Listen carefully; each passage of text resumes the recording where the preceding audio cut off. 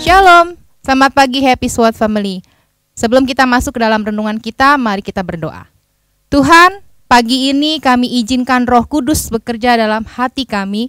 Kami mengizinkan Roh-Mu memulihkan. Kami izinkan hati kami lembutkan Tuhan hati kami. Di dalam nama Tuhan Yesus, haleluya, amin. Setiap Natal kita menyambut momen di mana ada kata-kata Yesus telah lahir. Seperti apakah kita mengakui Yesus dalam keseharian kita, dalam hidup kita? Yesus Natal yang adalah selalu dengan kata-kata Yesus telah lahir. Kalau lahir berarti adalah seorang bayi. Berarti Yesus Natal itu Yesus bayi atau Yesus Sang Juru Selamat. Kebanyakan dari kita menganggap Yesus Natal. Dengan keseharian kita menganggap Yesus itu adalah Yesus Natal, Yesus bayi. Yesus bayi adalah Yesus yang bisa kita kendalikan, kita kuasai, mungil, lucu, tidak berdaya, dan tidak bisa berbuat apa-apa. Seharusnya kita ini belajar dari orang-orang Majus yang dari awal mengetahui akan lahir seorang bayi. Jadi mereka tidak menganggap Yesus itu seorang bayi saja, tetapi Yesus itu adalah calon raja. Bisa dilihat dari persembahan yang mereka bawa. Persembahan yang mereka bawa itu bukan hanya 1 piece, 2 piece, tapi itu bisa berkarung-karung atau bahkan mungkin zaman dahulu bisa berkereta-kereta dalam bentuk persembahan mereka. Setiap persembahan yang mereka bawa itu melambangkan arti yang luar biasa. Yaitu mereka membawa emas. Emas yang melambangkan bayi Yesus yang akan menjadi Raja Agung. Kemenyan, melambangkan Yesus akan menjadi Imam Agung yang akan mempersembahkan korban yang harum, yaitu dirinya sendiri. Mur, melambangkan bayi Yesus yang kelak akan mati untuk menebus dosa manusia.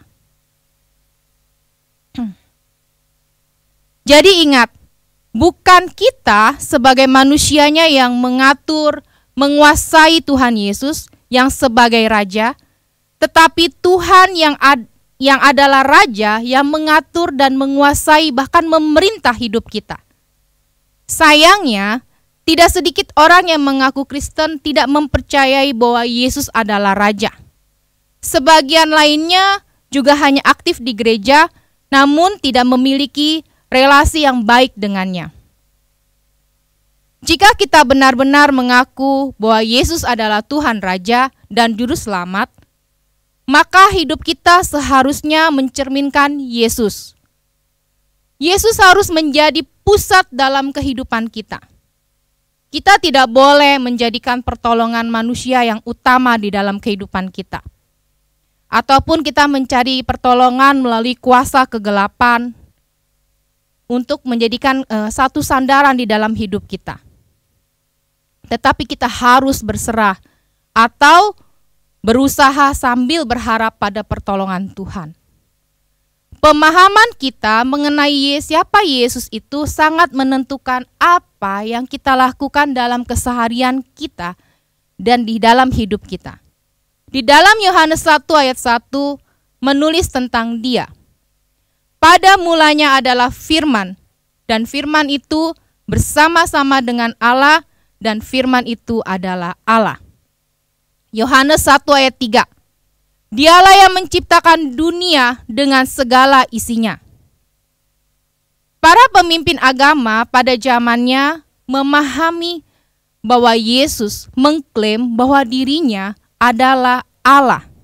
Ini ada di dalam Yohanes 5 ayat 17 sampai 18. Paulus juga menulis, ketika Yesus mati, Bapa menyatakan kepada seluruh dunia bahwa Dia adalah Allah. Ini ada di dalam Filipi 2 ayat 11. Mari kita berdoa. Tuhan, terima kasih untuk renungan pagi ini. Ajar kami Tuhan menganggap Engkau bukan hanya sekedar Tuhan Yesus bayi, tetapi kami mau Tuhan menganggap Engkau, memperlakukan Engkau sebagai Tuhan, Raja, Juru Selamat di dalam hidup kami. Tuhan yang mengambil alih segala sesuatunya di dalam hidup kami. Tuhan yang berkuasa, bukan kami yang menguasai Engkau ya Tuhan. Biarlah Tuhan pagi ini kami mau meremahkan renungan ini Tuhan. Bekerjalah ya Roh Kudus, kami sudah mendengarkan renungan pagi ini. Di dalam nama Tuhan Yesus kami berdoa dan mengucap syukur. Haleluya. Amin. Tahun 2022 ini, mari kita mengakui dan layani Tuhan sebagai Raja, bukan sebagai Tuhan bayi. Tuhan Yesus memberkati.